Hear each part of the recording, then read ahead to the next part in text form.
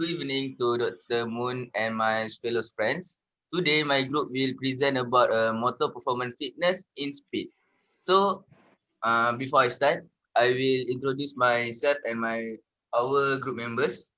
My name is Muhammad Sufi Ashraf bin Ayazid. Ashraf. Okay. My name is Muhammad Fadli Ashraf bin Muhammad Saimi Ashraf. And my name is Muhammad Selamat bin Muhammad Lani. And I, Muhammad Aizbarhan bin Osman. My name is Amiran Shadiq bin Kamarul Nizam. And my name is Jihan Fahira binti Jasri. And my name is Muhammad Ahmadanish bin Mazwan. Okay, thank you for your introduction. So, I will give the give to the next presenter, which is Jian Faira to go to the objective. Thank you.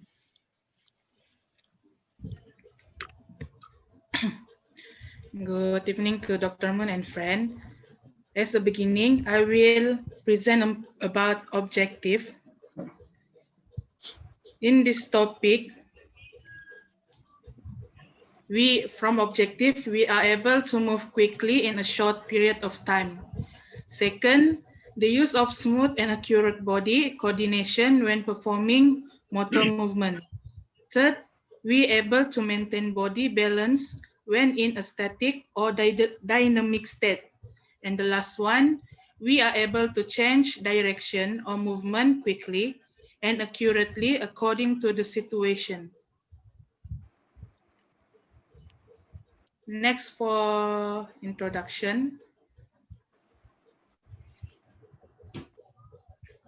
According to Kasperin, Powell and Christensen in 1985, looking back at the definition, physical activity is the movement that an individual does, but physical fitness is a set of characters or component that individual has.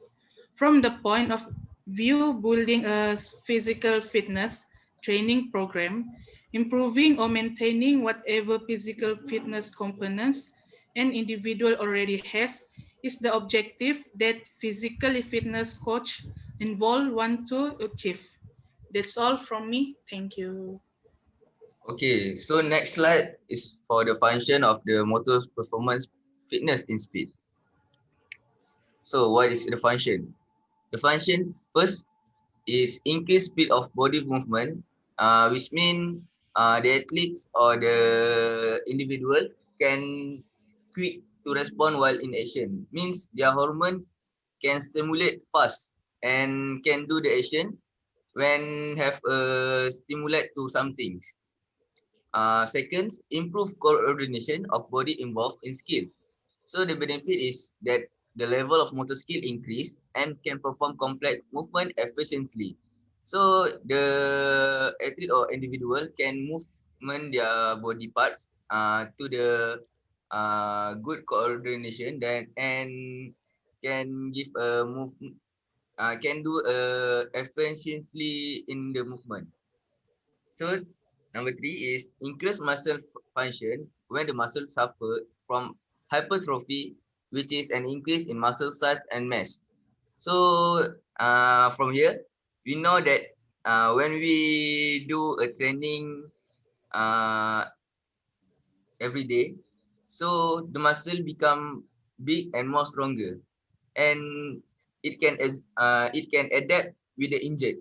So when someone have a injured, so it can recovery easy to recovery, and sometimes it cannot be easily to injured because there's a immune of the body. So number four, increase muscle anaerobic capacity.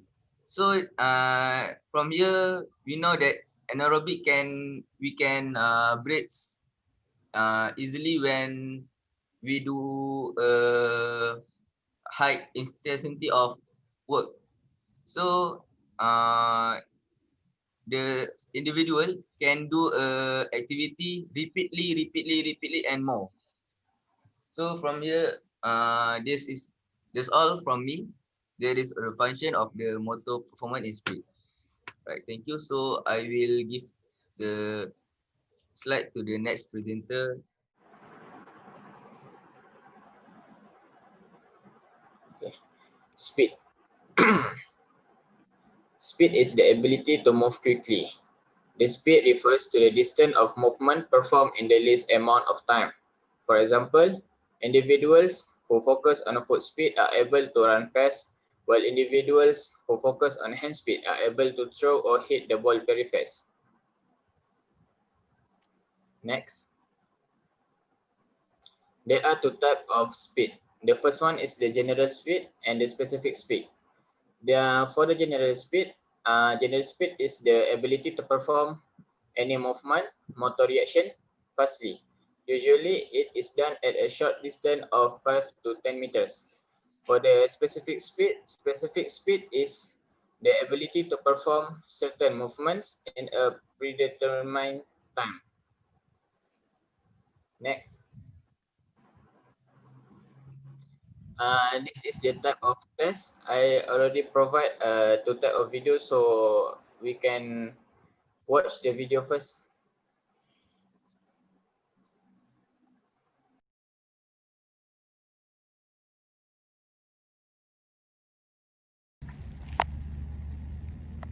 Assalamualaikum dan salam sejahtera. Hari ini saya akan menerangkan tentang prosedur melakukan bateri ujian larian 40 meter. Prosedur pertama, subjek akan berada di belakang garisan, iaitu satu langkah kaki akan berada di belakang garisan dan satu langkah dan sebelah lagi berada di bahagian belakang. Prosedur kedua, subjek akan berlari daripada garisan permulaan sehingga ke garisan penamat dan penguji akan mengatakan sedia mula untuk subjek memulakan larian. Subjek akan diberikan 2 kali percubaan dan masa terbaik akan dicatat.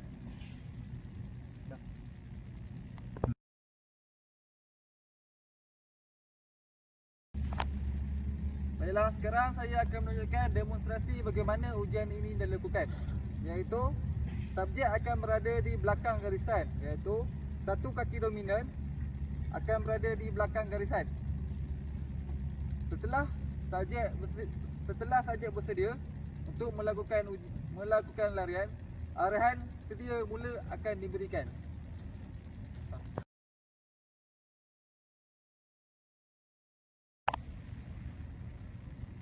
Baiklah, sekarang saya akan memulakan ujian ini. Okey, subjek. Sedia. Mula.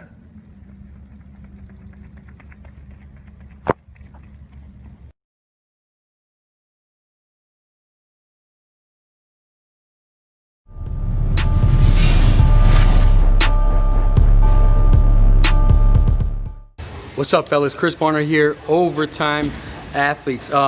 Was getting done, or I'm actually in the middle of the off season with some of my baseball players here, and I'm teaching them how to properly start the 60-yard dash. So I figured I'd make this video and kind of show you how I'm teaching it, as opposed to actually 42, but different athletes are gonna have a little bit different tweaks that I give to them. But overall, here's the general concept that I'm teaching when I'm teaching a baseball player how to start at the 60-yard dash. So let's pretend, obviously here's the line that the athlete will be starting at. You know, almost 80%, 90% of the showcases that you're gonna do out there, you're obviously starting like you're coming off of first base. So meaning you're starting in a lateral stance. They're not gonna let you get in a 40 stance.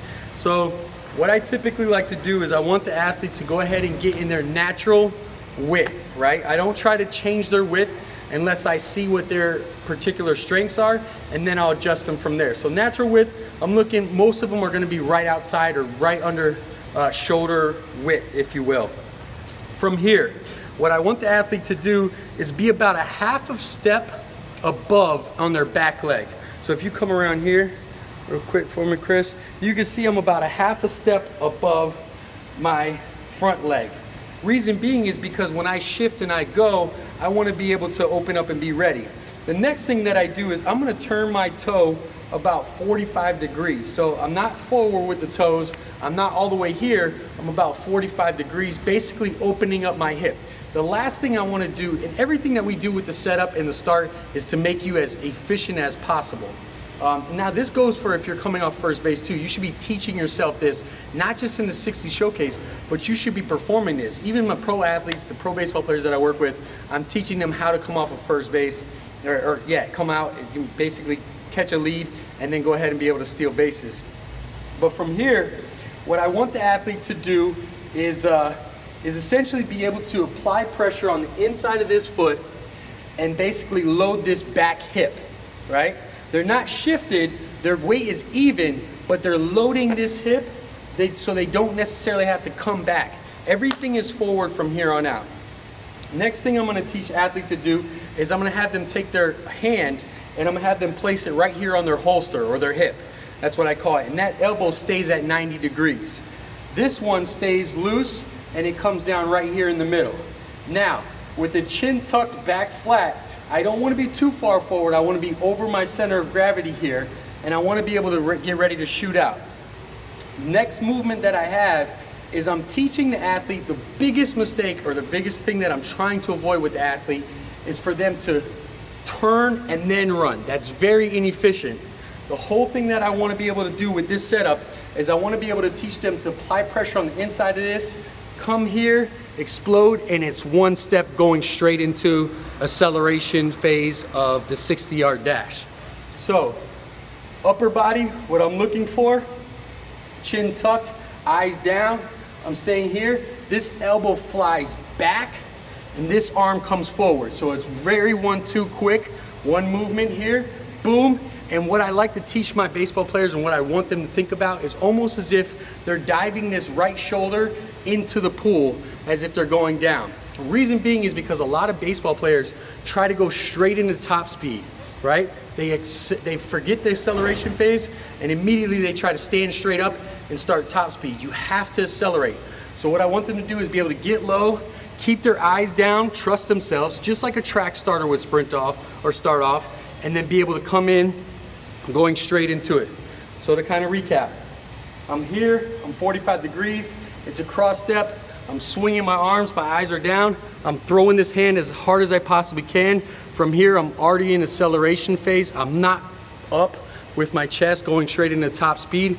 I'm applying force into the ground, and that's the initial startup, or start if you will, for the 60-yard dash. Hope that helps for some of you baseball players. Yo, what's going on, fellas? Thank you so much for watching. If you're interested in getting faster as an athlete, go ahead and click my advanced series right here, where I provide you with free lessons to make you become faster. I'll see you inside.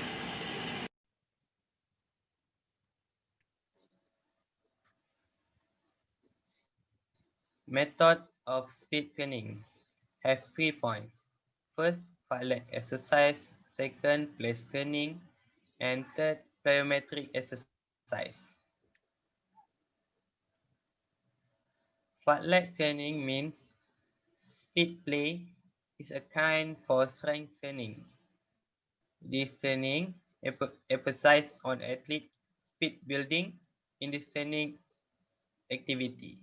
There are those related to acceleration, where an athlete or recruit to do sprint, runs tempo, or the specific rate at which actually determined based on the percentage. There are two types of fartlek exercise. First, control fartlek or closed fartlek. Second, free fartlek or open fartlek. Purpose of fartlek training is 1. Increase cardiovascular endurance. Second, build and improve speed. And third, increase durability resistance. How to perform the exercise is make sure follow the right procedure. Second, choose the safety roads. And second, second is uh, start part leg training which various running like slow run, zigzag run, and sprint. Place training.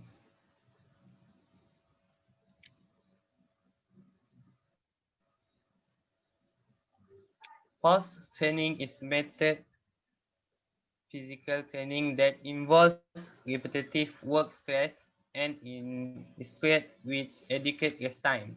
Is training system introduced by Einstein and practiced by Pavonomi 1920. Purpose of place training: improve anaerobic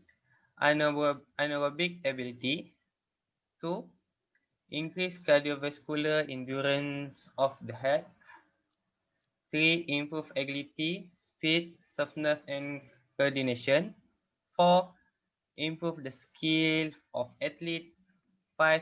Increase the anaerobic threshold level. 6. Increase muscular endurance. 7. Increase the maximum load of for the energy system. Next.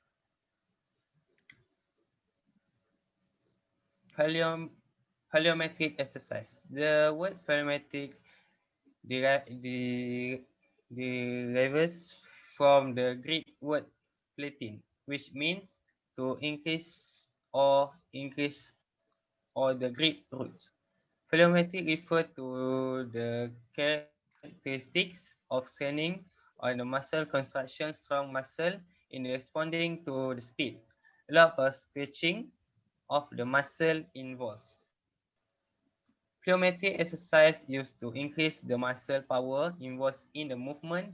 They are also almost identical to the even weighing trainer. Purpose of the plyometric training: increase the dynamic power of the muscle involved. 2. Improve aerobic ability. Next. Okay, it's done. Thank you. Okay. We present for sport for fitness. First, swimming. Next. Swimming is not only a complete physical workout, it's also an awesome sport for your heart and low stress activity. It keeps your at healthy body weight sign, it burn lot of calories, improve lung capacity and build muscle strength and endurance. On top of that, swimming is the perfect year-round sporting activity so it can be done at in indoor pool or outdoor pool or beach. Next, basketball. Though playing basketball may take a lot of your energy, it is very beneficial since it builds endurance and improve balance and coordination. Research show that in increased spatial awareness, develop concentrate and self-discipline, with bone strength, great for cardiovascular health and build up confidence. It also fosters great teamwork and sportsmanship skill when played competitively. Next, cycling. Every year, cycling event and race take place in May and June, the typical season for cycling. You don't need to compete in order to enjoy cycling. Cycling classes are fun and available everywhere. You can cycle outdoor with a group or take indoor spin class at your local gym. Not only does cycling increase cardiovascular fitness, boost muscle strength and flexibility, it also makes you happy and make your brain stronger.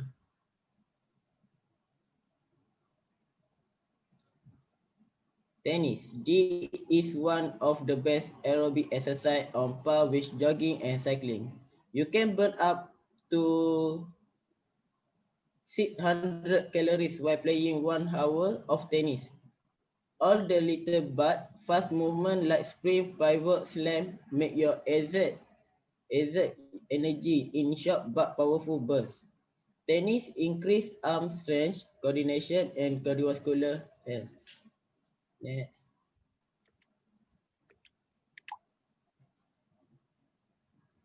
Volleyball. Volleyball got included on the list for the healthiest sport because of its many benefits. These include increased metabolic rates, improved agility and chest coordination, and boost mood. And it also a very effective to burning calories. Okay, okay, I will talk about issues. Next.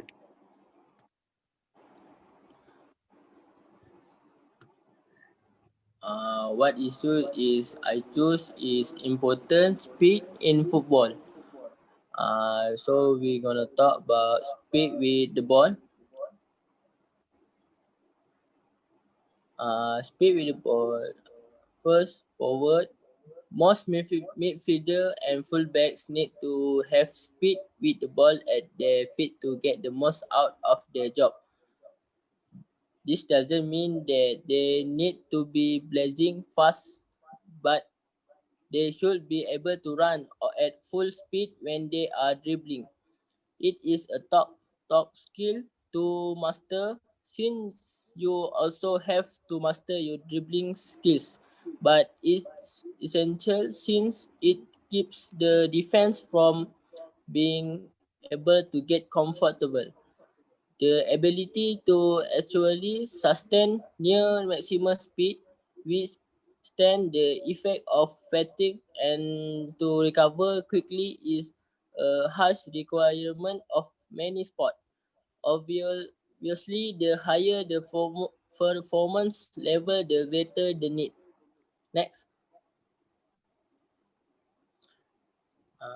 and speed without the ball.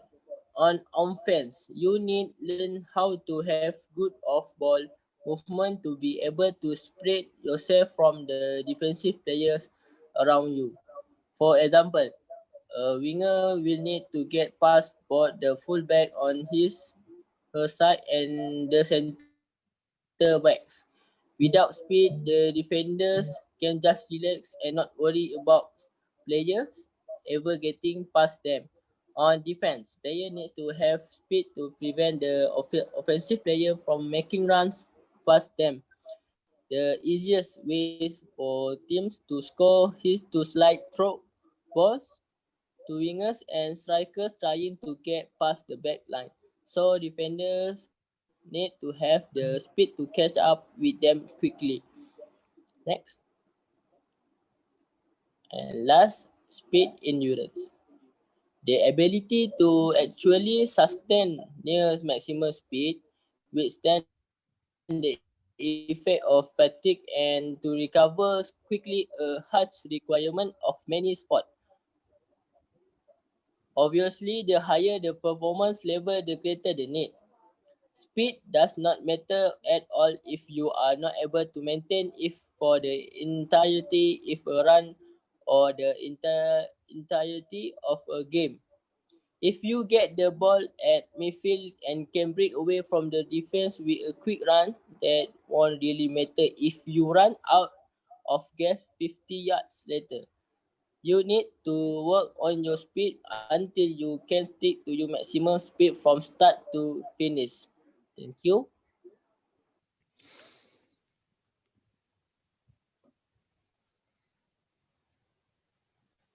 In conclusion, speed is the most important to our muscles. Uh, they to keep improve the stamina in individual athlete. Okay, beside that, we also can learn how to be a good runner when the event goes around the corner. Number three, we can learn about function of motor performance in speed. And also, we gain knowledge about speed, the types of training, speed, and test include the description. And otherwise, we also can learn about how to control the speed when you do something that you do, such as in dribbling and others. That's all from me. Yeah. We pick number 3. Give two type of speed with the explanation. Alright. Alright, that's all from my team. Thank you for watching our video and can subscribe.